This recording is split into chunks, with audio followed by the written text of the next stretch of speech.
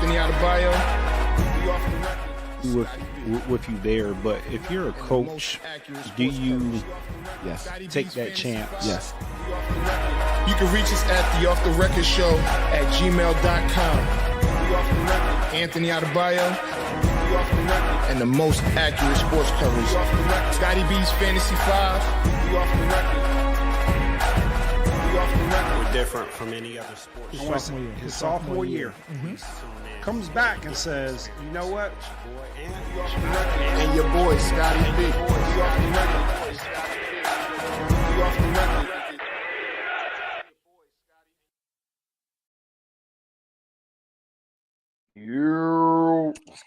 What's good?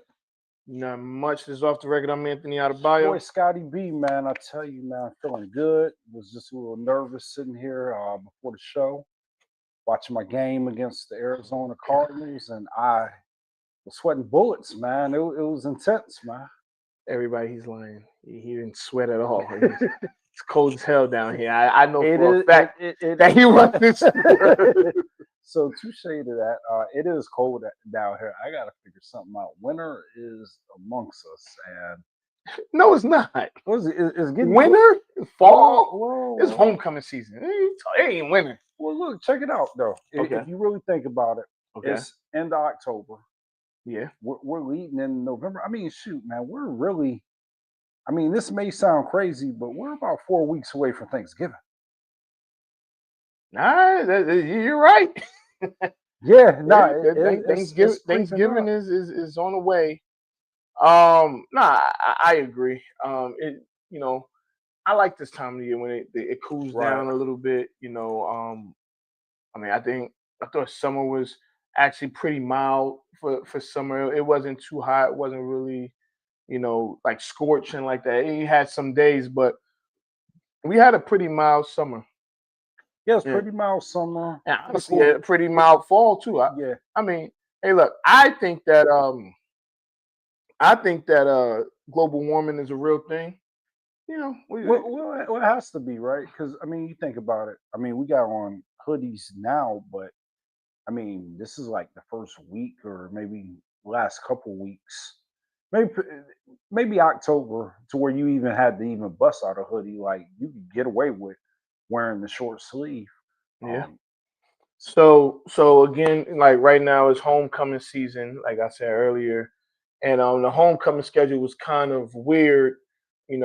As most people know, if you went to an HBCU, that's one of the most important times of the years is homecoming. So the way the schedule was this year, you have a lot of homecomings that people that didn't necessarily go to the school would attend, but then now they're all at like the same time. So like this weekend coming up, you have Virginia State's homecoming in Howard, Norfolk State, Hampton, North Carolina, Central.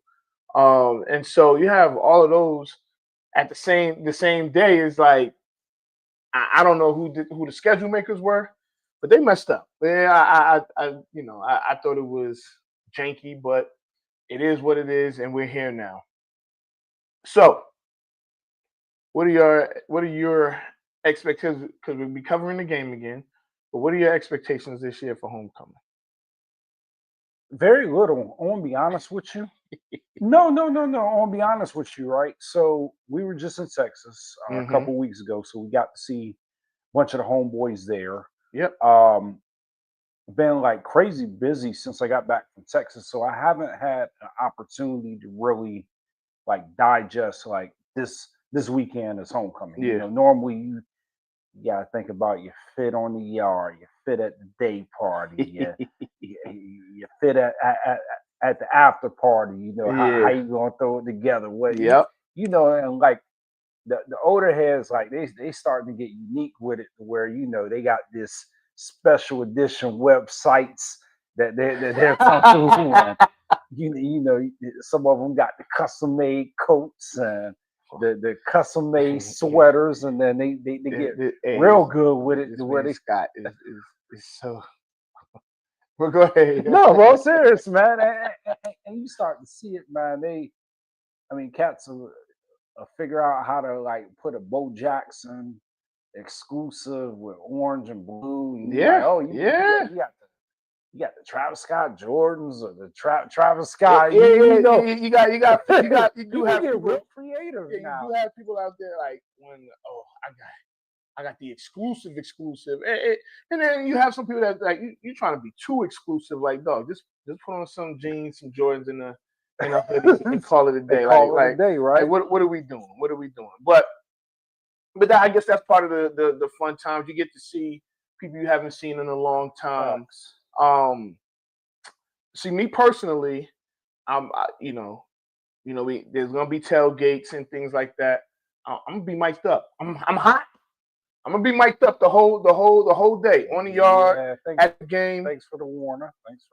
Yeah, I mean, and people gonna see this and be like, oh, but you'll be able to see it. It's gonna be a light on my chest. So be careful of my microphone, yo. Don't, whoever it is, if you dap me up, you bring it in. Don't try to overpower me and mess up my mic. I'm telling y'all right now, I will fight on the yard if you mess up my mic.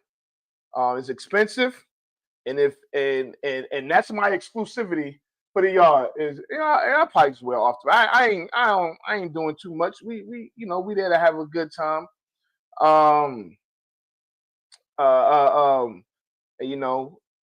There's a lot of things going on that day, so supposed to have a conversation with Tiff. Supposed to hopefully have a conversation with the president. Nothing too crazy. Hopefully on the sideline or something like that. One other thing that they're doing this year is they're celebrating the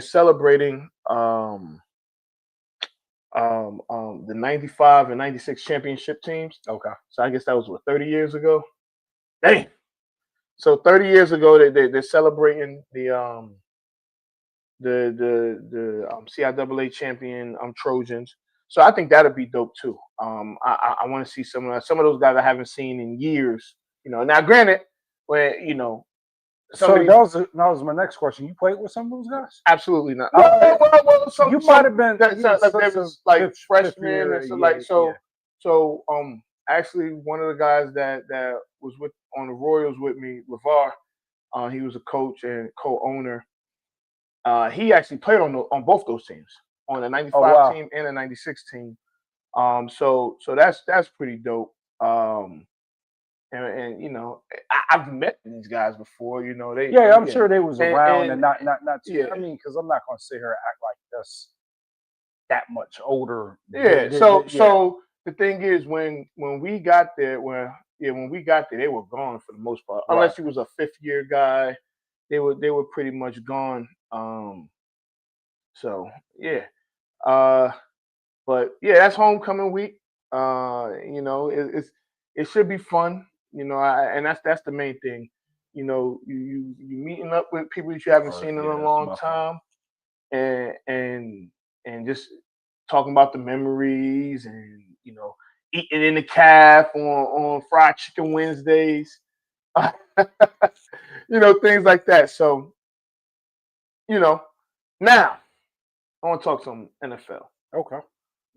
You know what? We got a friend of the show joining us. He's been backstage. Oh God, this dude, man, he's so extra. He's so extra, yo. What up, man? What's happening, bro? Yeah, what's good conversation y'all had, man. I only been to one HBCU homecoming.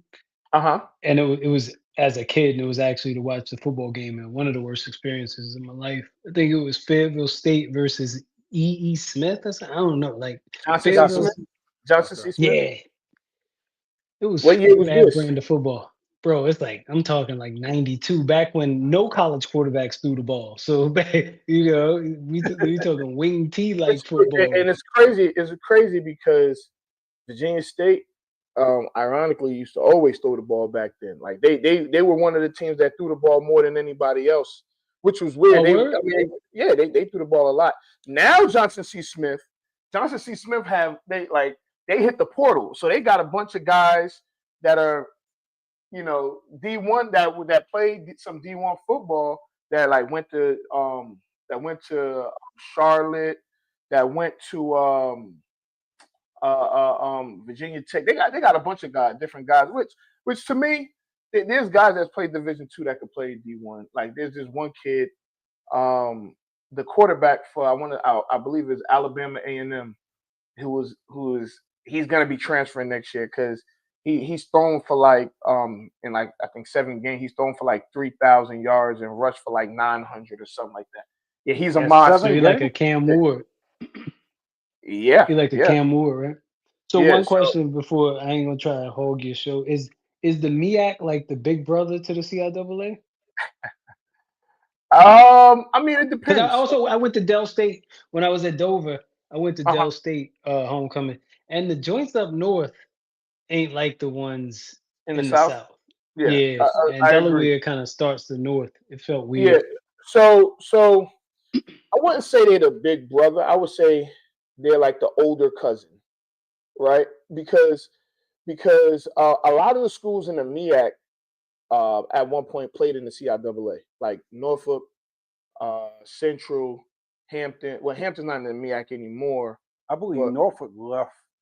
Yeah, right our before conference, right before we got here. Yeah, right. Norfolk left the CIAA in about like I believe it was either 97 or 98, and but so they're kind of like, I wouldn't say big brother because we're the big brother to Norfolk State. Believe it or not, they're just a little taller than us.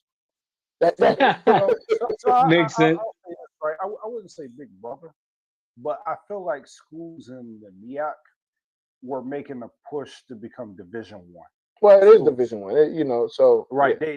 They were making that push a lot earlier, and they were getting on because I forget the criteria that they used to have. Like you had to have a stadium that could hold a certain amount. You had to have. Well, that's still the case. Yeah. So I remember Norfolk State being one of the first schools that I knew not knew personally, but kind of watched them go through that experience of making that transition. So yeah, to me that's the difference.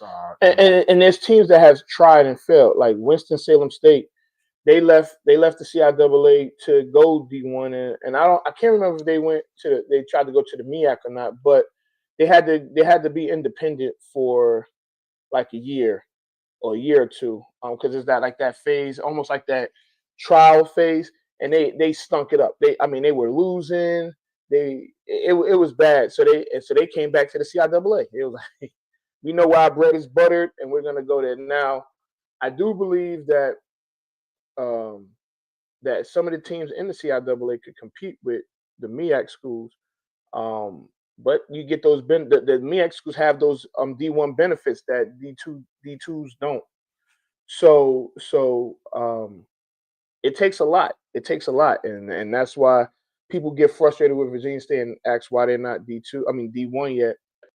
It's a lot that goes into it, but they're on the proper trajectory to get there. We'll just see when it happens. It's gonna happen, especially with the AD that they have now. It's gonna happen.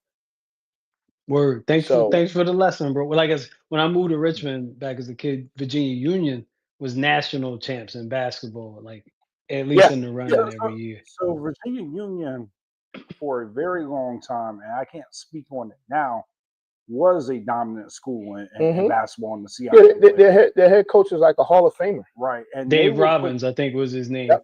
And then Luke Jabbar did a good job coaching too. Yep. Yeah, I believe he ended up playing overseas. I remember that was the big thing about Union was they were getting guys to play overseas, getting them contracts and stuff. So yeah, Union. I'm not going to say they. Yeah, I mean they were the dominant force in basketball while we were in school. Yeah. Well, Union cost so much to go there. They got to have a lot of money, man. This school costs a lot to go there. But yeah, it could private. It don't matter if you in state or out of state. Right. So Union, Hampton, some of those schools. But enough of that. So everybody, we're gonna have a conversation. Hopefully, we're gonna have multiple conversations in the time that we have left. But I called these two gentlemen today, and I brought a situation to them I guess you kind of could say it like that. Because I wanted to get their thoughts. So,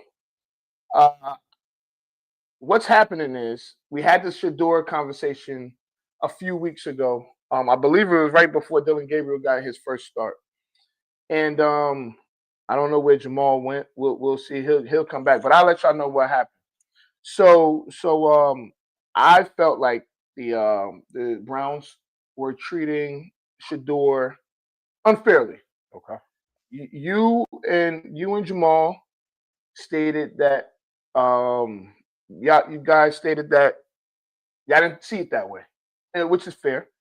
So then I got some news today, and throughout the season, Flacco was the starting quarterback, and the number twos got first team reps.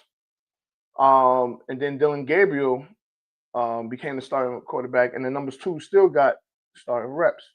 But now they traded Flacco, and so now the number two is Shedeur Sanders. And just listening to Stefanski's press conference today, it was asked, is Shedeur Sanders getting number two reps? I mean, getting reps with the ones, like the other backups did. He said no. He said that he's not getting the reps because we got a young quarterback at the helm, and we want to get him as many reps as possible. So I asked you guys. I wanted to get your thoughts on that, and I guess either one of you guys could start. I would like to hear what you guys think about that. So let me start because I know Jamal's got excellent points or whatnot. And hold on, before you start, I just want to let everybody know. I told these two dudes this together, and I wouldn't be surprised if they had a conversation after the fact together. But whatever. Just in case, I just throw that out there. I don't know if it's true or not, but the floor is yours, my good sir.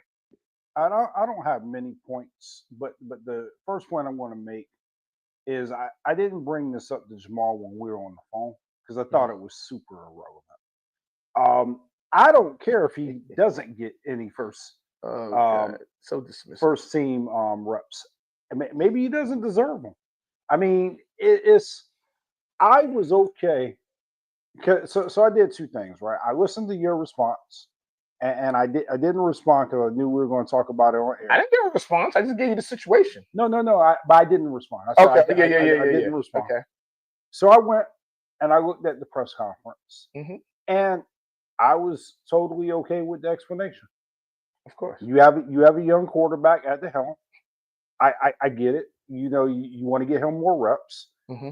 I wasn't tracking on whether or not Joe Flacco was getting first team reps or Dylan Gabriel. And he admitted it. I mean, they admitted it, but that's their guy. It's his guy. No. Hold on. Stop. You know what? Go ahead, Jamal. Listen, if I give you an apples to apples comparison, will you stop driving the Sanders pity train? If I'm able to do that, I just asked the question. Okay, I shouldn't have said petty train. Would you recognize that this happens? For instance, last year Joe Milton, then they end up. Joe Milton was a 5th round pick, just like Shedeur Sanders. Just because his name is Sanders doesn't mean he's going to get preferential treatment. The NFL said you're a 5th round pick. He's getting treated like a 5th round pick. And when Drake May, who was a 1st round pick, there was some innuendo that some people on the team might have liked Milton better. So what does the coach do? The coach does what's in best interest of their franchise and say, I'm not even going to give you an opportunity for a competition because I got to develop this guy. We took him in the 3rd round. We believe in him more. He got first team reps when Flacco was there because Flacco was a bridge to him. The bridge has been built. We're invested in making him better. Joe Milton don't get first team reps with the Cowboys right now. Of course not. Dak's been the starter for 10 years. So you bring up. Yeah, I'm glad y'all. Yeah, hey, you guys are good at what you do. You skip the other one. So let me ask y'all a question. Flacco was what, 41? Yeah. Hold on. 41, 41. Yeah. Fair. But he's not a young guy, right? He's not a young guy. No. Right? No. So when he lost his starting spot, and he pretty much knows the offense. He's been in the offense 2 separate times. He knows the offense. So yeah, Gabriel's their guy, right? Flacco was getting second team. Getting reps with the first team. For what? Yeah. If you're trying to develop this guy, why is Flacco getting Flacco was already the starter. Flacco's been in the offense 2 times removed, right? And Flacco is a vet of vets, a Super Bowl MVP if I'm not mistaken. And hold on, and he got second. He was the backup getting first team reps. Can I answer that? Sure. Maybe he's not as far into his development as one would think. Who? Exactly. Who? Shedeur. We don't know because we're not at practice. Maybe they feel like he's not ready to take first team reps. I mean, I'm giving them the benefit of the doubt because. But why? Why do the Cleveland Browns? Why won't you? Why won't you? Maybe they feel like. Can I answer that? Sure. What the hell have the Cleveland Browns done in our lifetime to give them the benefit of the doubt? What have they done? Okay. Here's the thing. Maybe they feel like they're wasted reps. He's so far away. They don't even want to give him reps. These excuses are amazing. Well, listen, we see it. You think Quinn Ewers was getting first team reps in Miami? He wasn't. What he wasn't. The situation is different. They have an established starter already. Right. So if you don't have an established starter, it lends even more to not giving the backup first team reps because you need that's what they've been doing all year. Yeah. Okay. Let me try to explain it. Flacco, if Gabriel gets hurt and Flacco comes in, they probably think we still have a chance to win. They think the reps that they would be given to Shedeur are wasted. So why waste them? If he gets in the game, we're losing. We're running a completely different offense because he holds the ball for 9 seconds. Can I say something about that? You're proving my point. Why do we give if they're really trying to win? I mean, not if they're trying to win. What have the Browns done to give them the benefit of the doubt? What you're saying is so if this guy gets hurt, our season is over, and he hasn't proven that he can carry a team. So let me answer that though. Why would they be trying to sabotage their own operation? Why would they not be playing the best individual for the job? I've seen it happen before. Why would they be why do you think they have a vested interest? They drafted him. Why do you think they want him to? If he was there and he blew the doors off of, if he got there and he blew them away, let's say he got there and he was performing at the level of, say, Drake May. Do you think they would say, "Nah, we just hate this. We hate this guy for no reason other than why? Why do they hate him? Why do you think what?" So it's like you said, they don't get the benefit of the. Anything could have happened. They don't get the benefit of the doubt. Why do they get the opposite of that? Why are they condemned to be to be trying to harm him? Hey, organizationally, I'm just talking. Just speak organizationally. They had Baker Mayfield. It was Stefanski. Stefanski was his coach, and they had Baker. And Baker Mayfield wasn't playing bad. Well, they thought that Deshaun Watson was coming off the 36 touchdown, 5 interceptions, 36 massages. 36 massages. A whole year later. They had the opportunity to get him. They had the opportunity to go get him. Mayfield was gone already. No, he wasn't. Yes, he was. No, sir.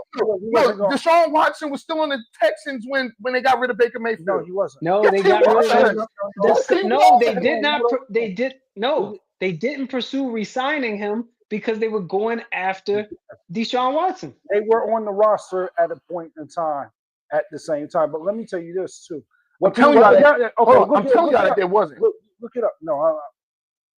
So the other thing too that people forget is Baker Mayfield. I wouldn't say he lost the locker room, but that Odell Beckham stuff that he had going on at that time was not like working in his favor. So a lot of people felt like at the time that Baker Mayfield was a little bit too Hollywood, was doing too many commercials, was getting the benefit of doubt. Odell Beckham's father was talking about how trash he was, and we saw that year Odell Beckham ended up going to the Rams and having a resurgence or whatnot. People wasn't as high up on Baker Mayfield, and to Jamal's point, no, it was the same year. To Jamal's point, he got traded to the Panthers, man. What are y'all talking about? No, he got traded to the Panthers the same year that they got Deshaun Watson, and that's when he threw a hissy. I'm telling you, they were on the roster at the same time. Then he got traded to the Panthers because he threw a fit because they were going after Deshaun Watson and not pursuing him. And either way, the reason Baker Mayfield, to Scotty's point, had several reasons why he had not necessarily burnt his bridges there, but where they and I'm not saying they're this quarterback whispering organization. They've had only one Pro Bowler in their history or since they've been back, and that's Derek Anderson. It's not a well-run organization. That said, two things can be true at the same time. It could be a poorly run organization that's not malicious. You seem to think that they're maliciously not allowing Shedeur to shine.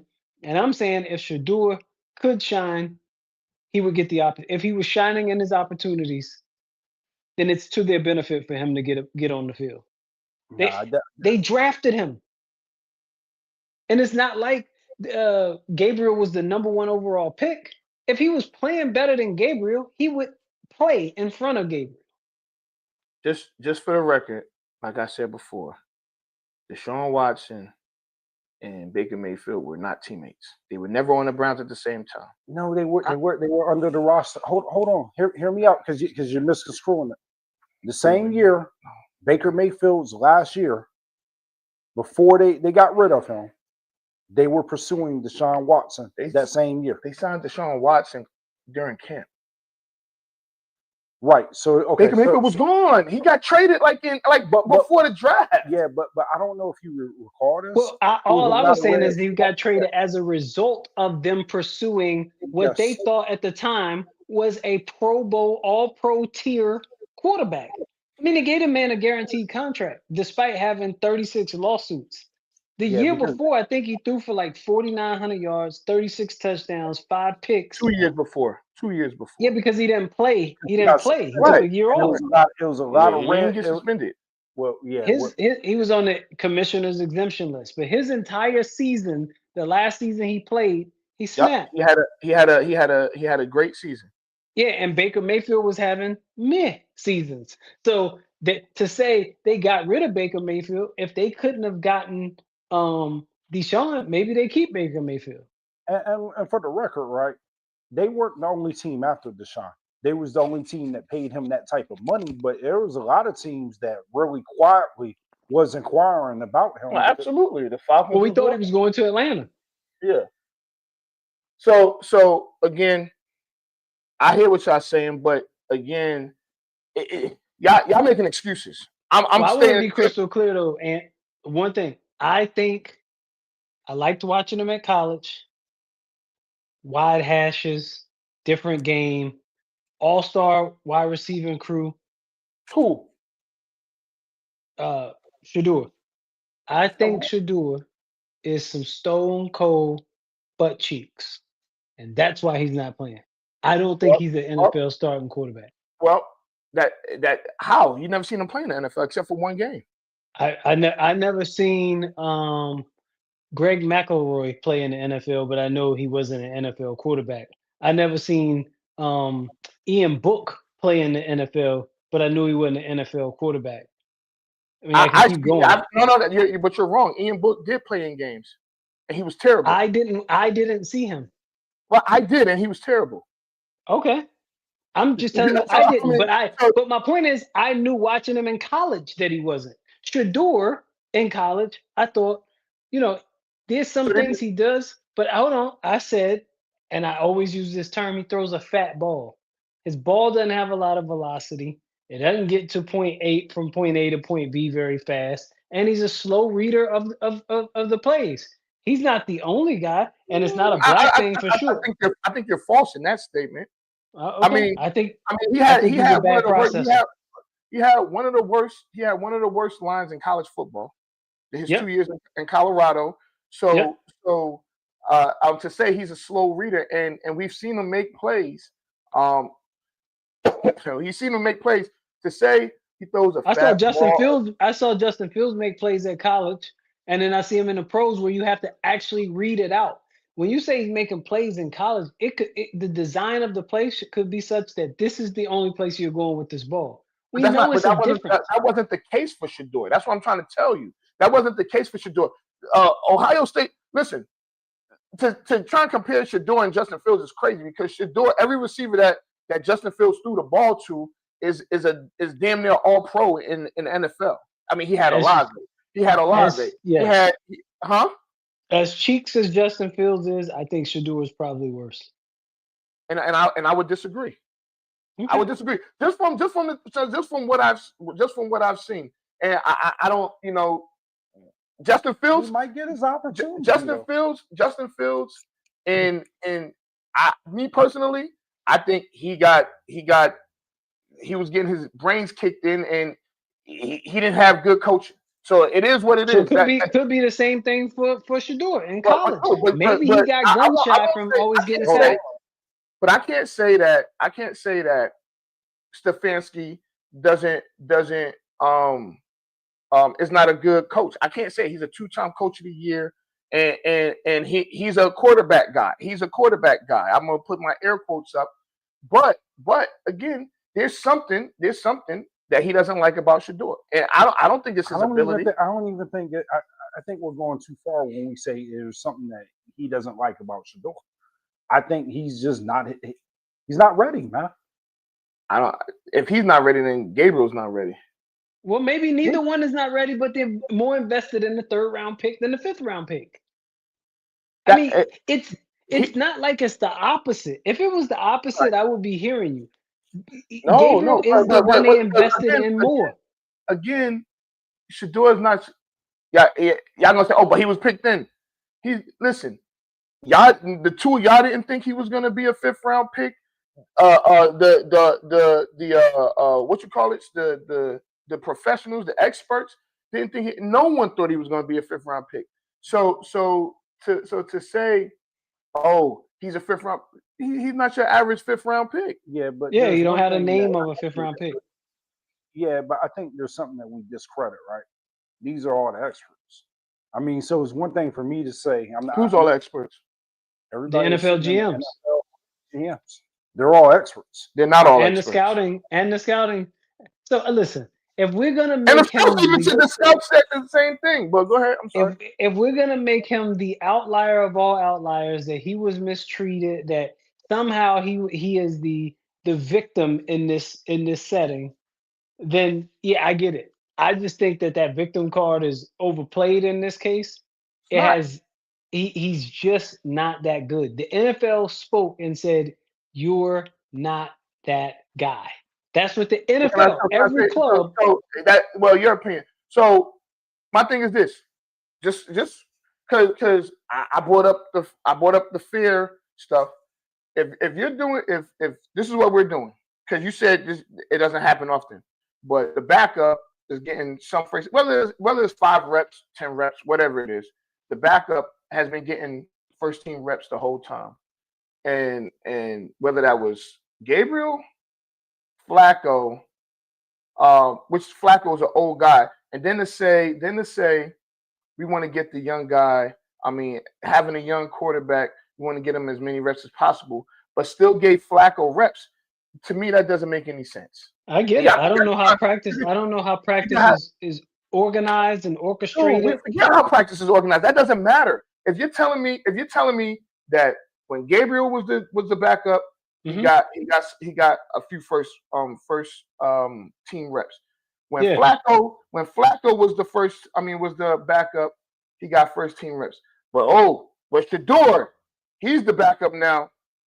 So let me ask you. No, that doesn't make any sense. No, I want to tell you why it makes it perfect sense, right? It doesn't make perfect sense. You got to hear us out, right? Is it possible as a coach that I want to send you a message? What's the message? What are you sending them a message? I'm going to make no. What's the message? What's the message? that I'm going to make you earn those first team reps. I don't think you're good enough. And I'm going And to that's make what you it earn keeps it. coming back to. Is it possible that I feel like these are wasted reps? Let's say in the practice, I got 35 reps. Okay. When it was Gabriel, when it was Flacco, I'll give Gabriel 5 of his reps because maybe situationally I need him to see something. In the inverse, maybe because I've heard this before from Rich Gannon. When he would let the backup take some reps, he would say you can have anything but third down and red zone. Maybe Flacco said, Coach, 41-year-old vet, hey man, in case I gotta go out there, I need 5 red zone reps a week. Shedeur don't have that cachet. He is a young backup. They invested in this other guy more than him. I don't. If the roles were reversed, you wouldn't care that Dylan Gabriel's not getting first team reps. I don't think Dylan Gabriel's that good. Like that's Personally. again, this is all personal to you. I get No, it, and you're allowed to have a personal I opinion. don't know Dylan Gabriel or Shedeur. Right. But I know No. I'm saying your personal opinion is fair. I have a personal opinion too. I'm not knocking that. All I'm saying is to then make your personal opinion into a conspiracy against Shedeur. Not a conspiracy. Seems like I think it's so. I want to correct you on one thing. There's no such thing. There's no such thing in practice as wasted reps ever. Don't you and you talk. I don't believe in wasted reps. So again, if you're telling me that's not true, I'm telling you, me personally, as a football coach, I don't believe in wasted reps. So you're telling me if I could get a quarterback on here to get reps, to get throws, to get reads, to set up his lineman, I don't think that's a wasted rep. No, I don't think that's a wasted rep. Hold on. Let me counter that, right? Maybe wasted is not the right word. We'll just say it's not utilized to the best ability. That rep wasn't what that's what I mean. It's ineffective toward the goals of the team. Yeah, I can get more out of giving my starting quarterback that rep than I can my second string quarterback.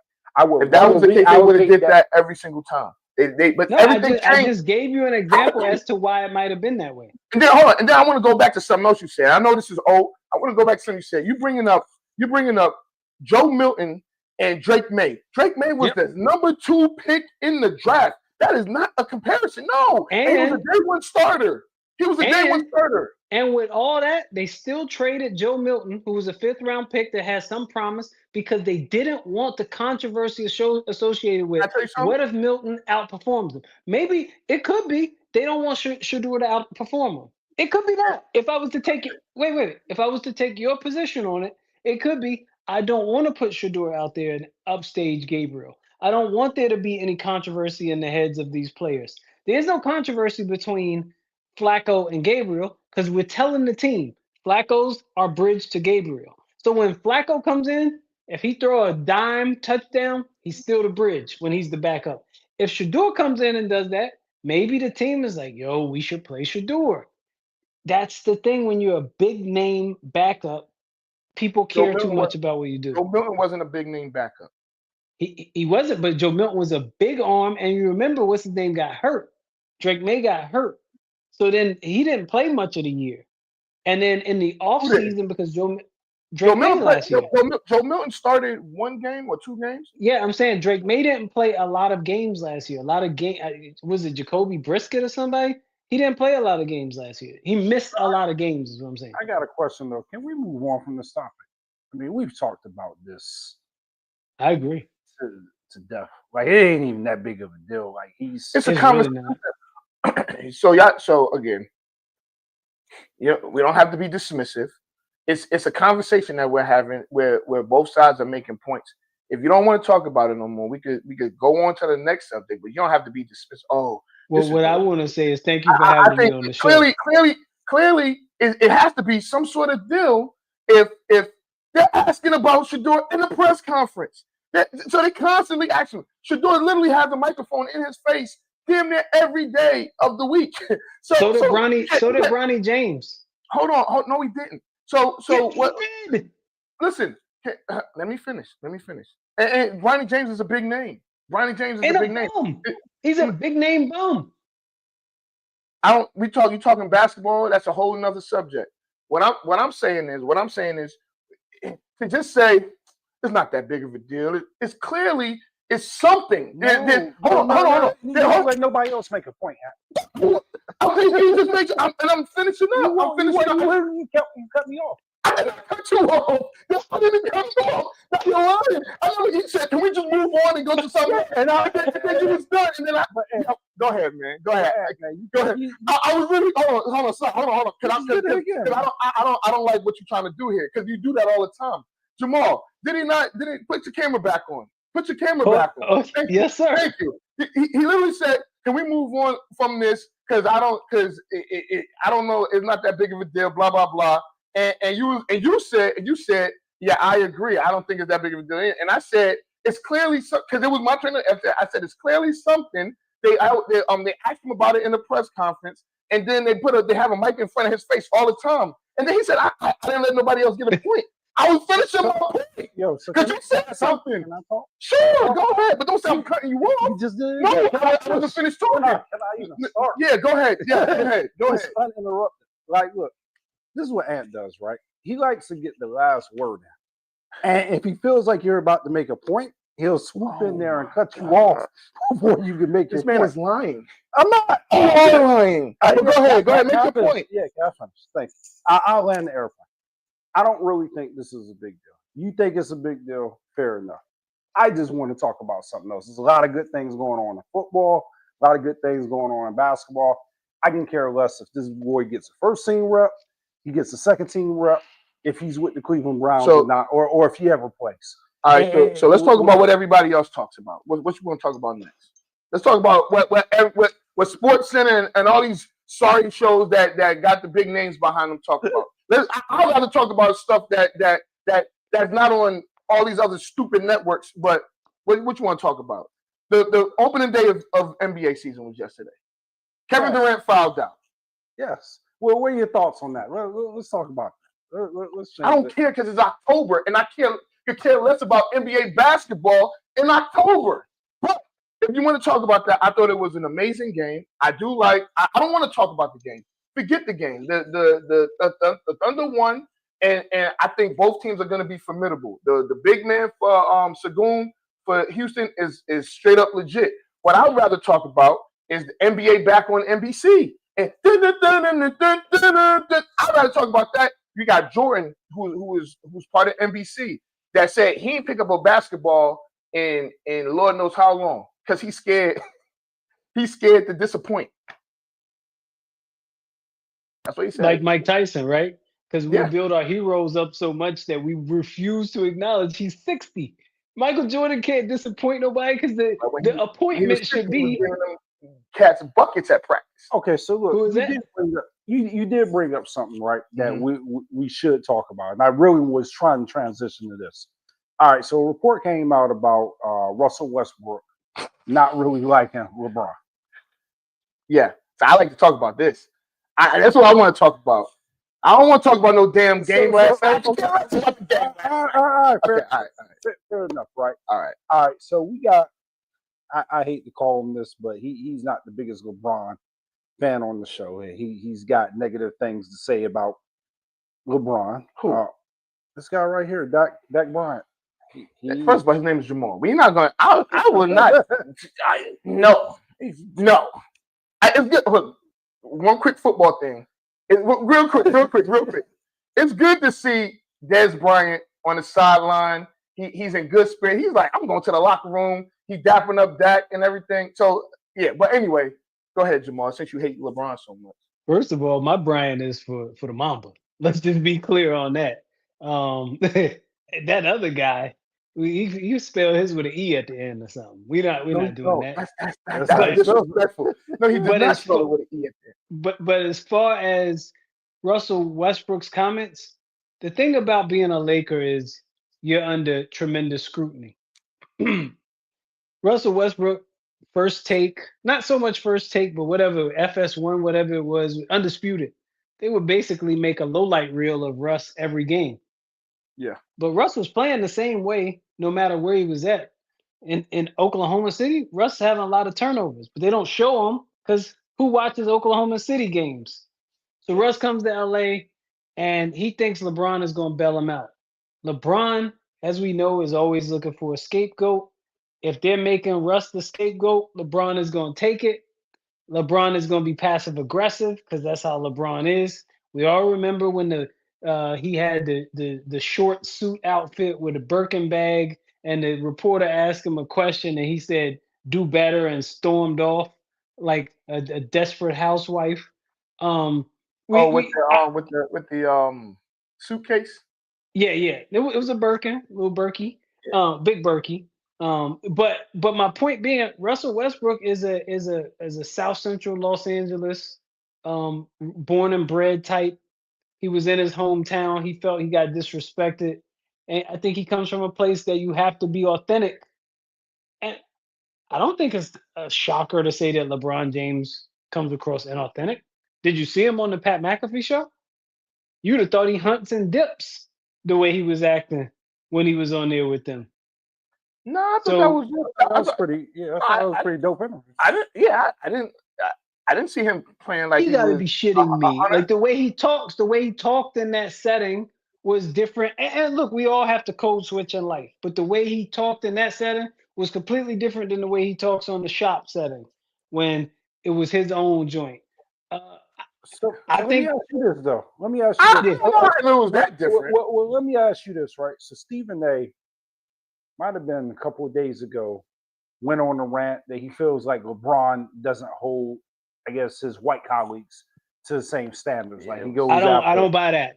I don't buy that. Yeah, that's yeah. He said, but then says he went at Brian Windhorst. Wait, Brian Windhorst is black. I mean, it's white. He's like, who goes at Brian Windhorst? Like, no, you can't have it both ways. LeBron was one of the few people to publicly speak out against the guy in the White House. So yes. I got a lot of respect for LeBron, but I also see the passive aggressive stuff. He used to be passive aggressive toward Kobe before Kobe passed. That's his MO.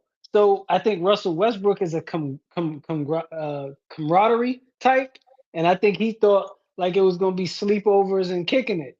And once you can't serve, you remember Isaiah Thomas, little Isaiah, with the game winner, and he tried his best to get some dap with LeBron, and Bron was treating him like a child. That's Bron.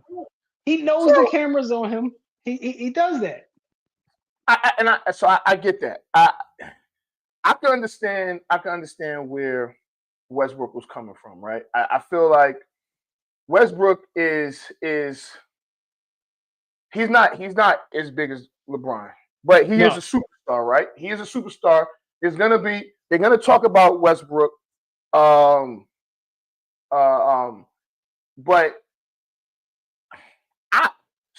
I think that there's times where LeBron has to play the role, right? And because of his status and the type of person he is, it's kind of like Jay-Z, right? I think that Jay-Z is gonna when he's in a board meeting, he won't speak the same as he would if he was in the barbershop or if he was in a setting like this with his guys. Yeah. I don't think that when LeBron wasn't with his guys on the Pat McAfee show. He was on the Pat McAfee because he's calculated, which we can all agree. Yeah. He was on the Pat McAfee show because he knows the Pat McAfee show comes on right after First Take, and he was dead set on talking about Stephen A. Is it possible to say this? Because you're making great points. Rare do I say that. But is it possible to say that he's a disingenuous colleague and a solid person? Because you could be both of those things, right? Like, I think that's where I'm mixing it up. I see him being a solid person. So that's why I'm having a hard time seeing him being disingenuous. So explain that to me. So as a colleague, like his Maverick Carter, Rich Paul, the other dude, I can't think of his name right now. Yeah, the people he came up with, loyal to the soil. Yeah. If you're on the team with him, you come over and you don't meet expectations, he gonna give you the, flirting with Kyrie openly, knowing that the only way Kyrie can come on the team is if Russ leaves. And he's saying out loud, of course I want to play with Kyrie. Come on, man. There's just certain things that you think. But, I'm a super. Go ahead. I agree with that. So that would rub me the wrong way, right? If I'm a Rondo, and wait, when Rondo got into the fight with Chris Paul, Rondo was on the Lakers. Yeah, and Chris he Paul went was on Rockets, I believe. Rockets. Yeah, and he went and pulled Chris Paul and not Rondo. You see what I'm saying? Yeah. So I can see how, man, that I don't really rock with. Now I think that they were good teammates. They won a championship, but I can see that. I can see where he's my teammate. He's not my boy. Correct. And I think Russ was thinking it was going to be kumbaya. And if they would have won, it would have been kumbaya. Yeah. But Bron don't have no. But no, here's the thing about Russ, and you're kind of on to something as far as like he tends to click with his teammates. Like you look at his relationship with Paul George, you look at his relationship with Bradley Beal, Russ, yeah. With Kevin Durant, with James Harden. Like he's a really good teammate. So to your point, he probably was thinking like, all right, I'm about to click with this guy. We're going to hang out off the court. We're going to grab that chemistry, and it just never. Yeah, I mean, like after games, because look, I'm a Lakers fan. I'm watching post-game interviews. He like, yeah, you just gotta let Russ be Russ. But when Russ do Russ stuff, he looking like he did have a problem with Russ's shooting selection. Anybody would, and that's the thing. Russ thrust himself into that Lakers spotlight. That Lakers spotlight is bright red. You know what I mean? And you got yourself out here. And again, the way you play in Oklahoma City.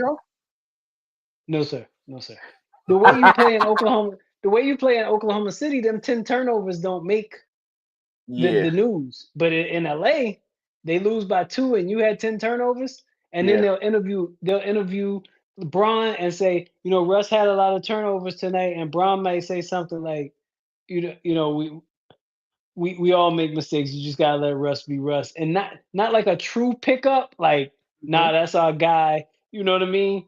And you start feeling that. So let and me then he ask you, said when Will Smith was supposed to come to the that's what I read. practice, that Bron was like, I'm out. And then AD, of course, because AD is the type that Bron loves, the guy that's got his nose up his ass all the time. The yes man. Yeah, AD's like, I'm leaving too. So Russ like, yo, we gotta stay, and they leaving. Darvin Ham apparently brings them back. And then when Will show up, Bron glad handing with him. But I think again, this is business, like you said. Okay, I'm clicked back in. I didn't know about this Will Smith thing. Oh, you did? Okay, so pretty much Will Smith had came to the Lakers practice. It was a practice. He had a speaking engagement. Okay. So the speaking engagement was supposed to be like 30 minutes. So to Jamal's point, like AD and LeBron was like, nah, we out. So everybody there is sitting there. Patrick Beverly is telling Russell Westbrook, he like, yo, they just do whatever they want. We just gotta chill. That's how it is. It is around here. So to this point, Ham brings them back into the room, right? Mm-hmm. So they're in there, and he's like, Russ is like, LeBron is just on 10, just doing the most. Asking Will Smith like all these. And he didn't even want to be there. He didn't want to be there, right? So they said he turned the joint from like a 30-minute to like an hour. And it was just like he just kept asking questions. And they like, he was one of them dudes. He was that dude. Oh, what? And they said like in the whole like you could just see Russell Westbrook just steaming and just talking. And they have pictures of it. They have pictures where Russ ain't smiling. They smiling after the event. Like Russ just got. And Russ said, "I hate that fake-ish." So you know what? So in that situation, I can understand where he's coming from, right? I can understand. So even then, I wouldn't necessarily call him a fraud, but I'd be looking at you kind of funny style, like, dude, first of all, you didn't even want to be here. You come back. Now you keeping us here because you fanned out because Like you was acting like you wasn't a fan, but then now you got you just asking him all these questions and stuff. And that's crazy. Nah, that's wild. So they wasn't at practice. They was like in a conference room. They were like it was like some sort of engagement, and and of course, Will Smith. They like, we don't really. I would rather go home and stuff like that. Yeah, he said he asking him about all his movies, quoting lines from the movies. Say my man. Oh, what? Yeah. So that's what I'm saying. Russ. Again, when you a genuine cat, you thinking like, bro, you putting on, huh?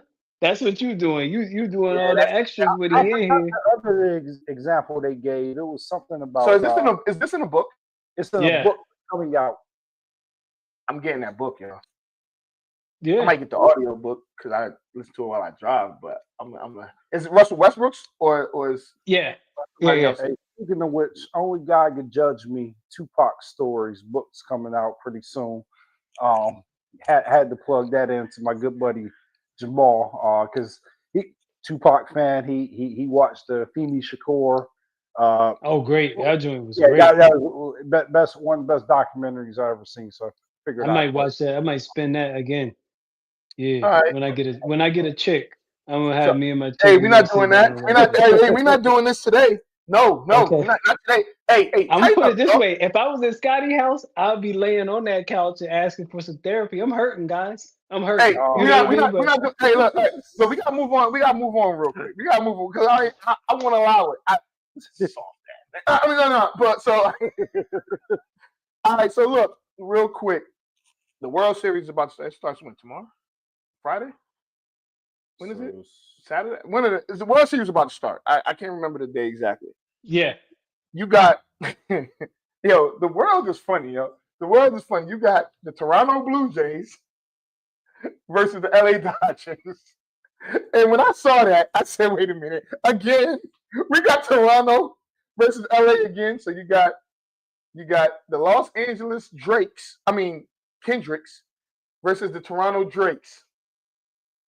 Who you got? Well, I know who you got winning. Who you got winning the World Series, yo? The Dodgers. And as an aside, I think Shohei Ohtani is the best baseball player ever. Not the greatest. No. Ever. Not the greatest, but the best. Two different things. But yeah, I got the Dodgers 4-1. And I think game 1, they not like us. They not like us. Definitely getting played. No. I think Kendrick comes out and performs it because you remember Ice Cube performed last year, and then Fat Joe performed at New York. If Kendrick come out, why not? If Kendrick comes out and performs it, I ain't even gonna say nothing, man. So I will say this: I don't know if it's going to be 4-1. I have the Dodgers. Don't sleep on the Blue Jays. That's what I was saying. I agree. Man, I ain't gonna lie. Is Bichette back? Bichette is going to play. Okay. But I don't know. He's probably going to be a defensive liability. It's added bat power to the lineup if they can get him in the lineup. What type of power?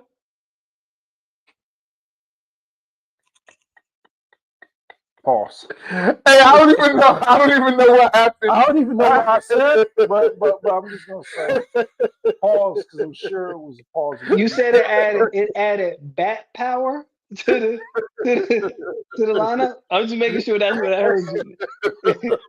I'm gonna just say pause. Okay. Not batting power, just bat power. Okay.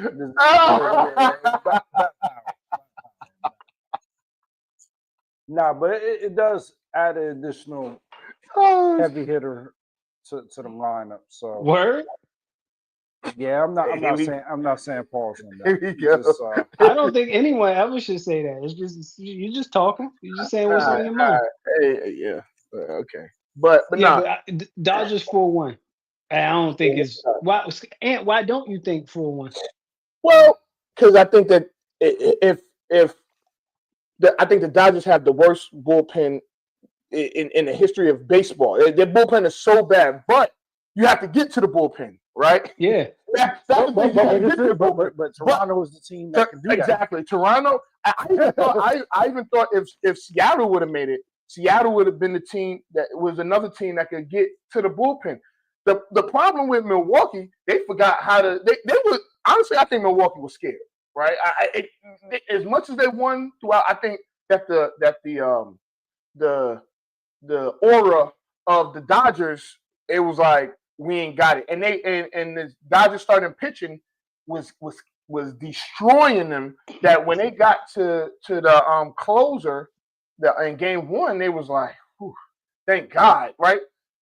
I don't think that the hitters for Toronto or Seattle for that matter are going to be the hitters for Toronto are going to be scared of the Dodgers starting pitching. Well, can I provide a little bit of breaking news? Sure. I'm a Dodgers fan. And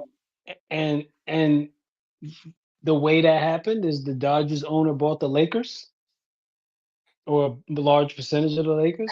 Hey, I can't stand this video. Hey, yo, stop! I'm not. No, I'm not gonna allow you to do that. I'm not. That allows me to reshuffle things. I'm not gonna be splitting my loyalties. I'm not splitting my loyalties. I've been a Braves fan since 1991. Yo, don't talk to me no more, yo. Don't talk to me no more. I'm not even gonna allow you to. My Dodgers will win the World Series 4-1, and I'm willing to put some bread on it. I hate them, yo. Scotty, you want to take that bet? No, I'm not. Ladies and gentlemen of the crowd and viewers and all of that, he's lying. He's lying through his beard. All right, not through his teeth, through his beard. Okay, the man is a Braves fan. I will not allow him to sit here on Al Gore's internet and say that he's a Dodgers fan. I won't even allow him. So that's like some people we know that are Saints fans that used to be Bears fans. But whatever, was that an unnecessary shot? That was unnecessary. We might have to clip that one and post that online. All right, but I think it's gonna. I don't think it's gonna. I think it'll be 6-7. 6-7. All right, I'm sorry. I gotta grow up. I got kids, but I want to tell y'all how unhip I am. I don't know what that means, but my daughter won't talk to me about it. Like she's like, yo, stop talking to me about that. I'm like, so I'll tell you how old I am. I had to Google it, and I still don't know. I think they said it means like so or something like that. So I can tell you where it came from. There's a song, I forgot the name of the group, or the two kids, whatever. So they was explaining it, and they said that they was in the studio and they were asked something about if they would rate something. I can't remember if it was a girl, food, something. They was asked to rate something. And they were like, about a 6-7. And it was the guy in the studio, the producer, heard it and was like, And then they just recorded a song and it blew up. That's wild. Wow. Ain't that crazy?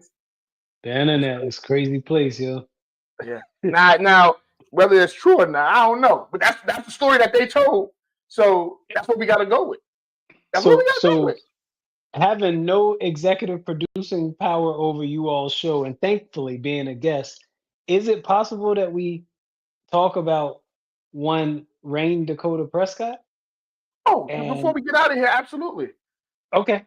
So I will say this.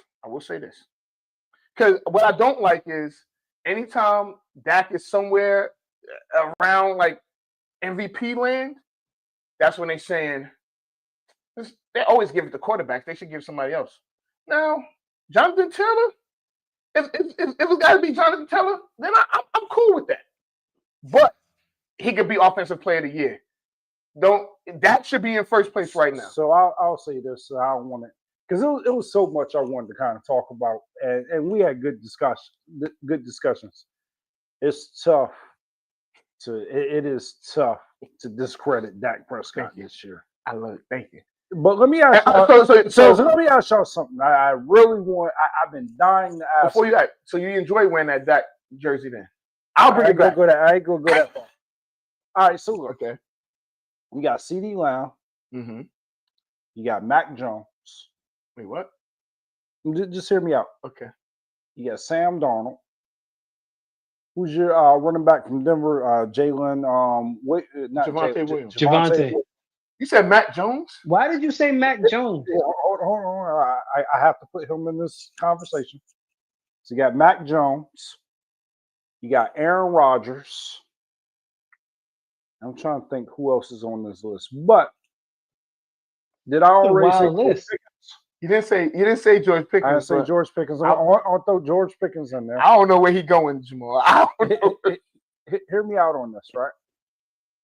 Non-draft pick. Who do you think was the best off-season acquisition?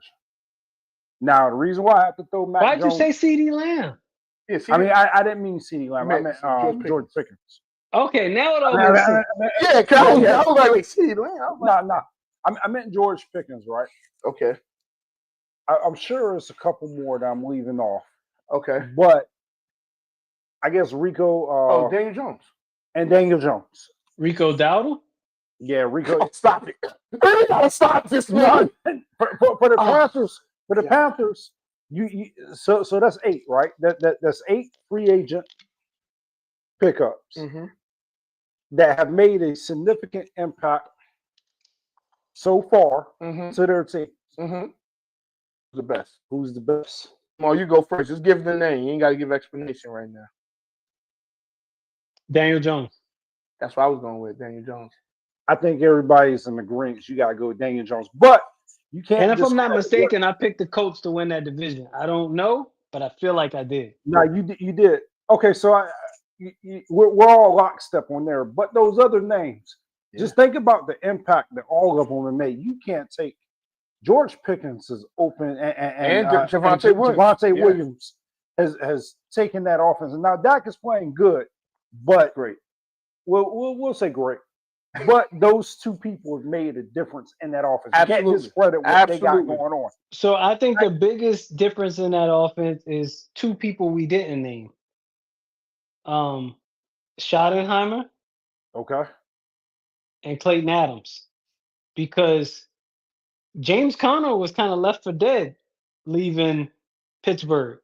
Yeah. He goes to Arizona, super resurrection. Javonte Williams, when we signed him this offseason, and I'm Mr. Optimism, I said, this is the type bum we sign every year. And I had a conversation with him. I hope he remembers this conversation. And I said, if this joint, if he play how he played against us, his rookie year, we got to steal. I mean, what is something like $3 million? Yeah, but if he was running with the scheme we used last year, he would look like a run-of-the-mill running back. You know what I mean? So Clayton Adams is going to be a hot name for a head coach soon, or at least an OC that gets to call their plays. It's going to be interesting because he's white. Does he get to become a head coach without calling plays when Eric Bieniemy couldn't get that chance? Now, hindsight is telling us Eric Bieniemy probably wouldn't have been a good head coach. But at the time that was held against him, I wonder, Clayton Adams has shown no matter where he goes, the running game is great. And so while Pickens and Javonte are big, I think Schottenheimer and Clayton Adams are even bigger. That's a fair call out. No, fair call out. Well, shoot, man, we're in, man. Oh, hour and 9 minutes. So, but last thing I got to say. I ain't got nothing. I ain't want to say nothing crazy because I've already said enough crazy stuff today. But Jamal, thank you again for joining us, man. Hey man, please make me a regular. I'd like to come around more. Right. We try, but you know, you're always traveling, so we don't know when we can catch you. You know, and the more you say you're a Dodgers fan, the more. No, I'm for real. I put down my A. Hey, we gotta go, man. It's off the record. I definitely salute you, bro. Man, I ain't saluting no. I can't. You a fraud. You what Russell Westbrook talking about? You that's you. That's you. I'm Brian. Yo, thank you, man. All right, yo. All right, man. Appreciate you. All right, man. So I think it's time for us to get up out of here too, right? Yeah. We got. Hey, look. So we gonna be doing some media stuff this weekend. Should be fun. Homecoming. Hey, if you're going out to homecoming, wherever you're going, Howard, Hampton, Norfolk, NCCU, wherever, please be safe, man. Don't do nothing stupid. Enjoy yourself. Enjoy your school. Enjoy the I guess the fruits of your school's labor. Hopefully your school don't look how it looked when you went there, because if it does, then there's something wrong with your school. So but nonetheless, one last thing. So I did it last year. I implore everyone to do this. Go to your freshman dorm and uplift these freshmen. And what I did was, which I got this from some other people too. Go to Williams Hall, room 215, and I'm gonna have some sort of gift basket, whoever. So if you know whoever is in 215 Williams Hall right now, let them know. You expect a knock on the door on Sunday morning, after homecoming. And yeah, don't miss out on freebies, but again, we'll be in Williams Hall. Well, I'll be. I'm sure Scott will too. I think I kind of forced his hand.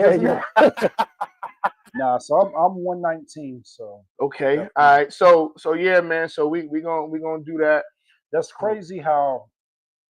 Just now thinking, I can't remember my second year dorm room. Can't remember any other dorm room, but that freshman one. Oh yeah, because that was the start to your adulthood. I still remember my number 2064. Dang it! Oh, the infamous. What's your extension? Yeah, what's your extension? Had the four. Oh, man, that's crazy. Those are. Anyway, look, all right, man. We not about to do this because we'll be here all night. Well, yeah, man. But again, enjoy yourselves, man, and yeah, make it a good one, man. It's Off the Record. I'm Anthony Adebayo. It's your boy Scotty B. Anthony Adebayo. With you there, but if you're a coach, do you take that chance? Yes. You can reach us at the Off the Record Show at gmail.com. Anthony Adebayo, and the most accurate sports coverage. Scotty B's Fantasy 5. We're different from any other sport. His sophomore year. Comes back and says, you know what? And your boy, Scotty B.